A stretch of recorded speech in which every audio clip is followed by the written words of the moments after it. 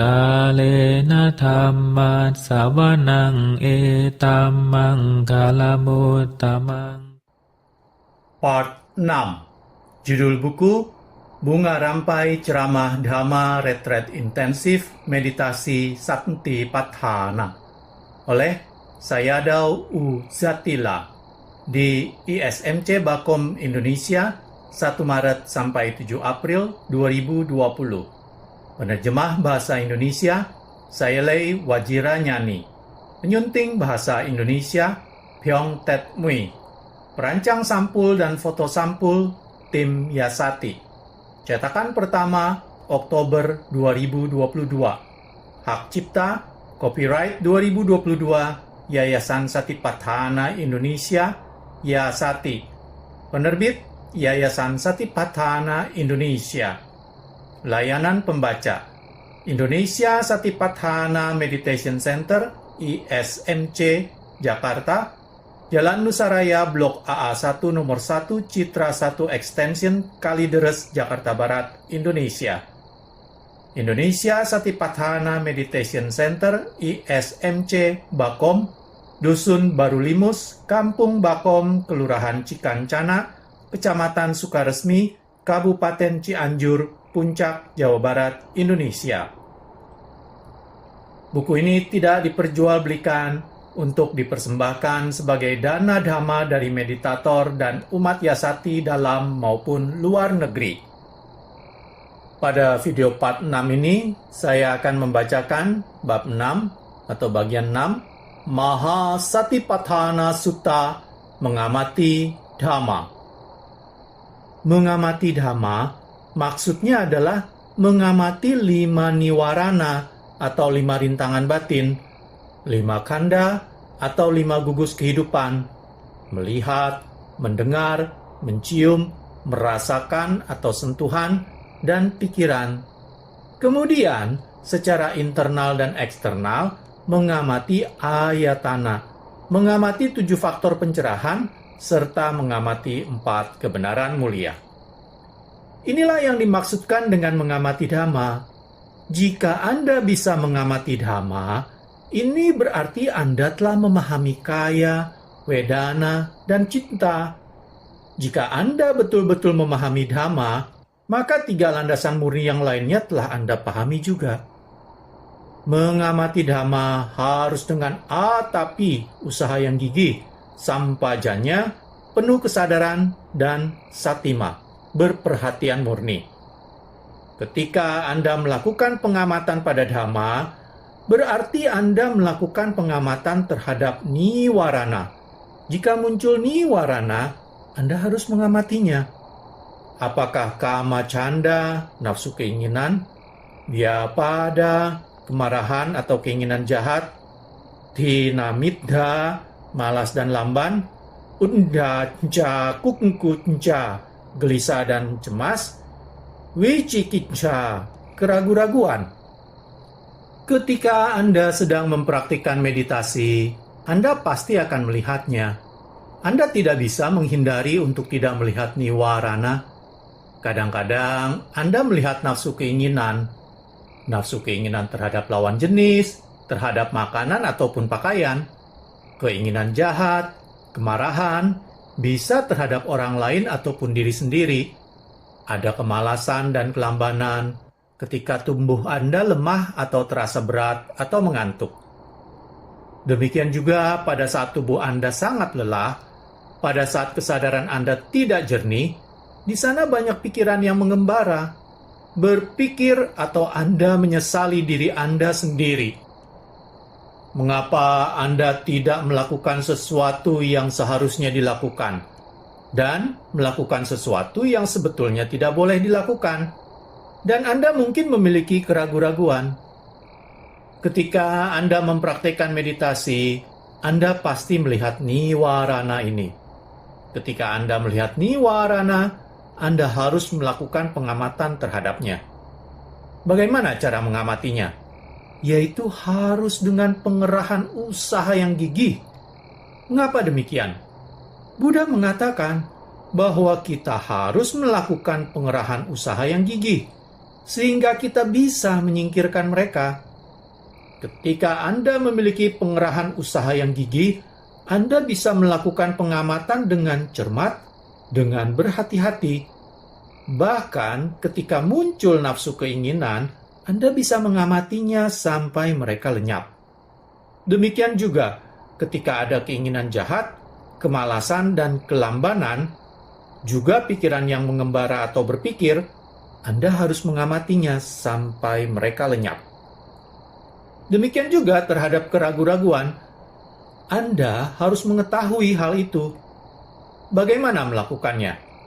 Jika Anda belum memiliki konsentrasi dan perhatian murni yang memadai, Anda bisa melakukan pengamatan terhadap gerakan kembang dan kempisnya perut dengan berhati-hati. Lalu ada rintangan batin atau niwarana, Anda melakukan pengamatan terhadapnya. Anda bisa melakukan pengamatan ini secara bolak-balik. Dari pengamatan terhadap kembang kempis, kemudian mengamati niwarana, dan seterusnya. Ketika konsentrasi Anda telah mengalami kemajuan, Anda bisa melihat adanya niwarana. Ketika Anda melakukan pengamatan, Anda bisa melihat bahwa niwarana ini pun selalu berganti. Ketika konsentrasi dan perhatian murni Anda sudah sangat maju, pada saat itu Anda bisa melakukan pengamatan terhadap niwarana sampai mereka lenyap. Ketika meditasi telah mengalami kemajuan, bahkan Anda tidak perlu mengerahkan usaha yang sangat kuat.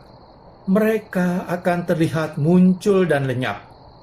Anda bisa melakukan pengamatan terhadap niwarana ini dengan cermat, dengan berhati-hati, dan dengan pengerahan usaha yang gigih. Ketika ada kesadaran yang mengembara ataupun berpikir, Anda tidak merasa bersedih, karena Anda bisa melihatnya sampai mereka lenyap. Anda mengerahkan usaha Anda yang gigih, kemudian niwarana itu lenyap. Berakhir, tidak ada loba, dosa, dan moha dalam diri Anda. Tidak ada kilesa dalam diri Anda. Tetapi pada saat Anda tidak bisa melakukan pengamatan dengan baik, niwarana ini akan menjadi lebih kuat dan lebih kuat lagi. Kesadaran Anda akan lebih mengembara dan berpikir. Kemudian timbul kesedihan, dan Anda tidak memiliki kepercayaan diri. Anda memiliki keraguan-raguan, sehingga niwarana Anda menjadi lebih banyak dan lebih banyak lagi. Ketika Anda mempraktekkan meditasi, Anda melihat niwarana adalah suatu hal yang biasa. Tidak hanya terjadi pada Anda saja, tetapi pada setiap orang. Mereka bisa melihat niwarana.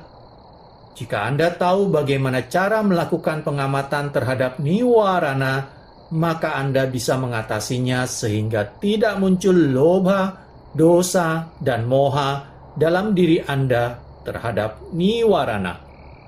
Anda bisa menyingkirkan loba, dosa, dan moha dengan cara Anda melakukan pengamatan terhadap niwarana.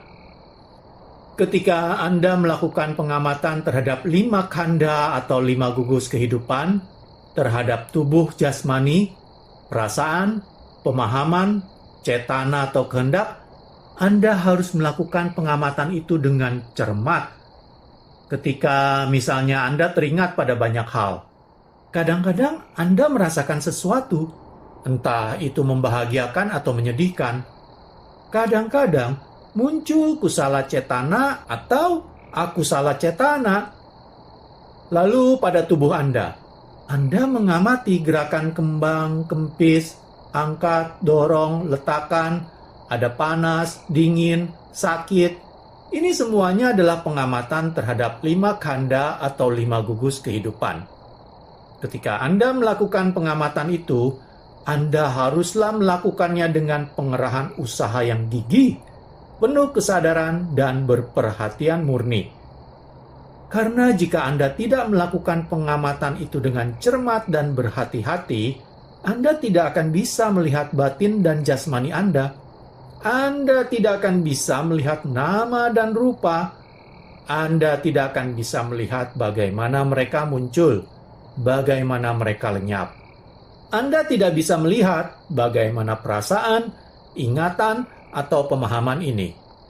Tetapi ketika Anda melakukan pengamatan dengan cermat, dengan berhati-hati, Anda bisa melihat 5 gugus kehidupan ini dengan sangat jernih, dengan sangat jelas, bahwa mereka itu muncul satu diikuti yang lainnya. Satu setelah yang lainnya. Pikiran pun demikian, tidak sama. Satu kemudian muncul yang berikutnya, satu setelah yang lainnya. Demikian pula dengan ingatan, bahagia ataupun menderita. Itu pun berganti, satu kemudian muncul yang lainnya. Panas, dingin, penat, demikian pula yang terjadi di tubuh Anda. Silih berganti satu disusul dengan yang lainnya. Ketika Anda melakukan pengamatan dengan cermat, maka Anda bisa mengetahuinya. Anda akan bisa memahami objek ini. Jika Anda memahami objeknya, maka Anda akan mendapatkan pengetahuan-pengetahuan pandangan terang. Anda mengetahuinya bahwa sesungguhnya tubuh ini hanyalah perpaduan dari 5 kanda atau 5 gugus kehidupan. Sesungguhnya tidak ada saya ataupun ia. Semuanya itu muncul atau ada karena kondisi-kondisinya. Lalu mereka semuanya lenyap. Ketika Anda melakukan meditasi duduk, meditasi jalan, sedang makan, mandi, di setiap saat, sesungguhnya Anda melihat 5 kanda atau 5 gugus kehidupan ini muncul dan lenyap. Ketika Anda bisa melihat mereka muncul dan lenyap, maka pada saat itu Anda memperoleh pengetahuan, kebijaksanaan. Anda memahami bahwa sesungguhnya yang berpikir itu bukan saya. Ingatan itu pun bukan saya. Perasaan itu juga bukan saya. Tetapi karena kondisinya mendukung, maka memunculkan perasaan. Lalu mereka pun lenyap. Bahagia ataupun menderita juga muncul dan lenyap. Demikian pula dengan ingatan-ingatan. Itu muncul kemudian lenyap. Kusala cetana dan akusala cetana juga muncul dan lenyap.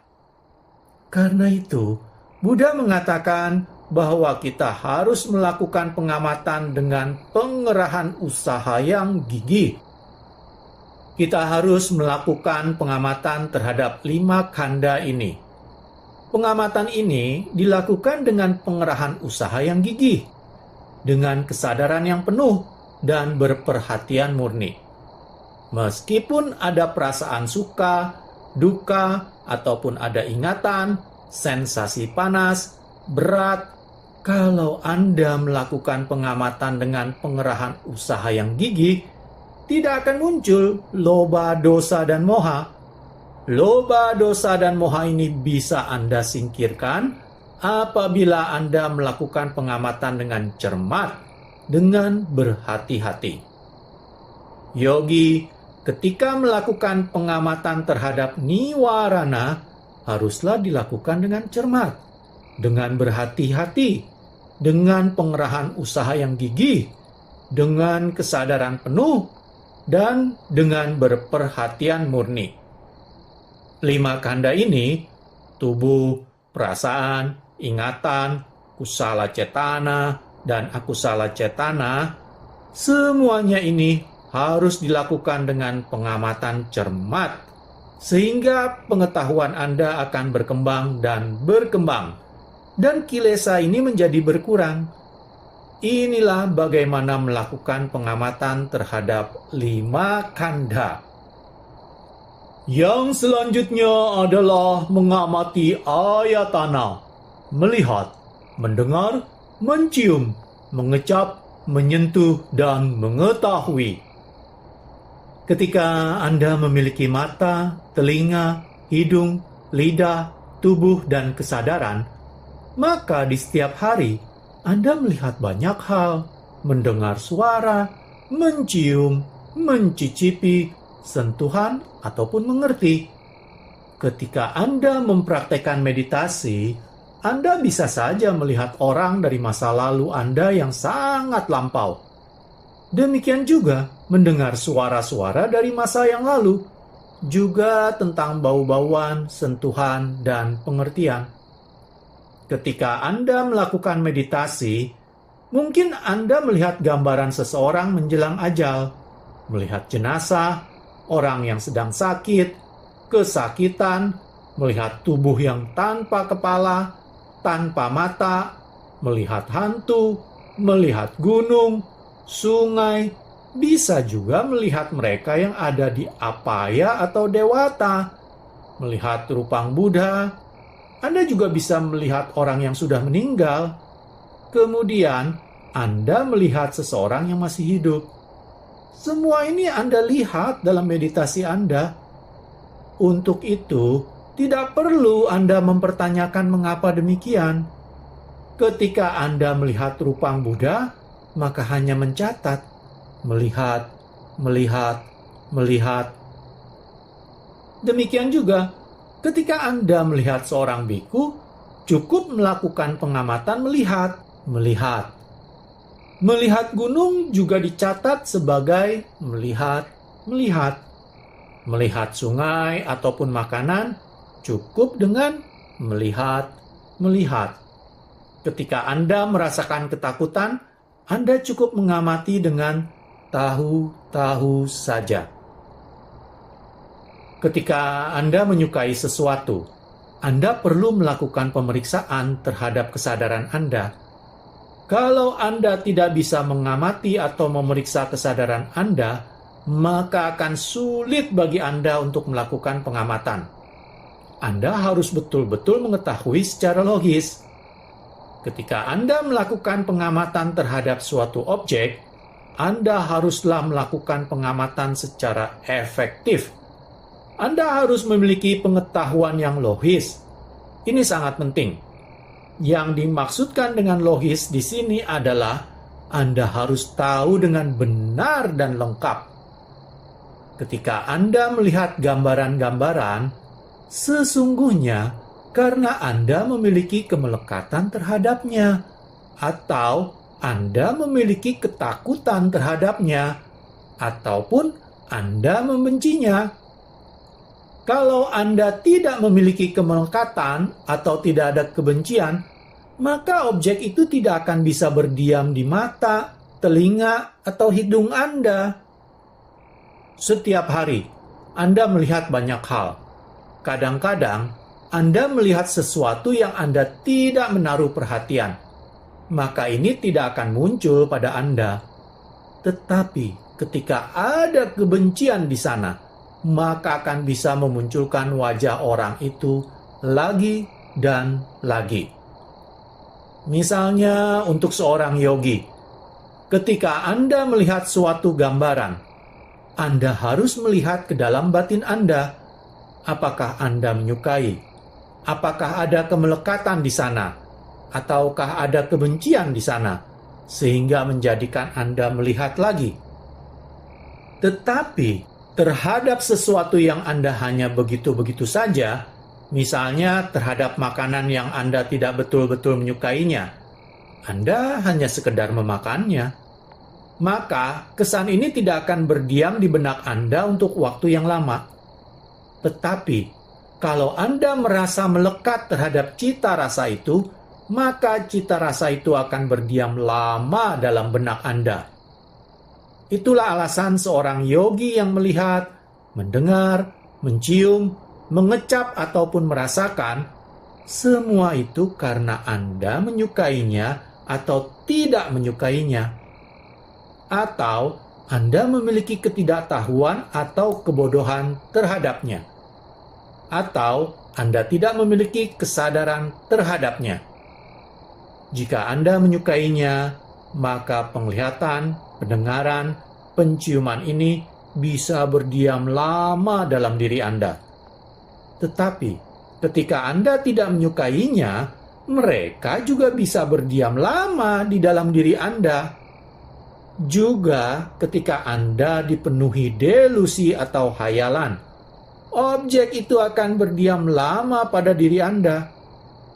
Ketika Anda melihat atau mendengarnya pada saat Anda bermeditasi, Anda haruslah melakukan pengamatan dengan cermat dan dengan penuh rasa hormat.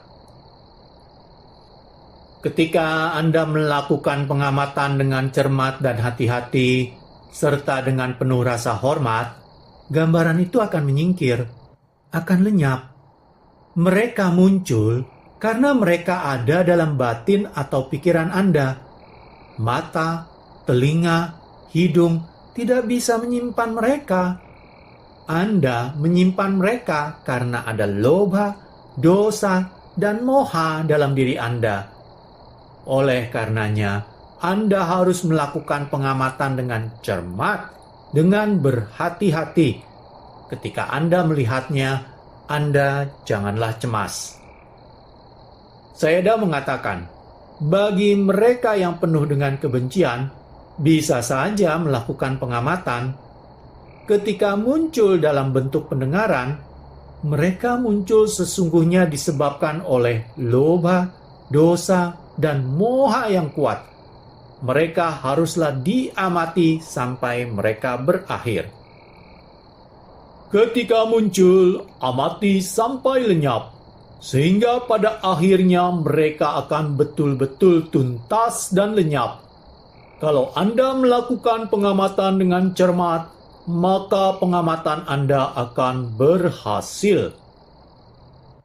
Kilesa menjadi takut pada Anda. Kilesa tidak akan datang lagi pada Anda.